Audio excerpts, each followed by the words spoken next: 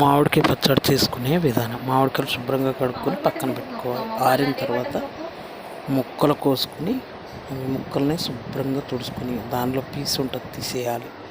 తర్వాత ఎల్లుల్లిపాయలు, అలాగే ఆవాలు మెంతులు అవి కొంచెం దూరగా వేపుకొని మిక్సీ పట్టుకోవాలి. అప్పుడు పొలిసిన ఎల్లుల్లిపాయలు, అవి వలవనివి మిక్సీ వేసుకోవాలన్నమాట.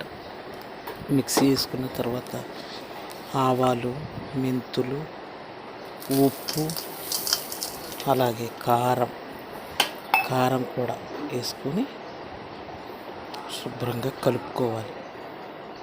ఆవాలు, మెంతులు, జీలకర్ర, అలాగే వెల్లుల్లిపాయలు, కారం, ఒక గ్లాసు కారం అన్నమాట వేసుకోవాలి.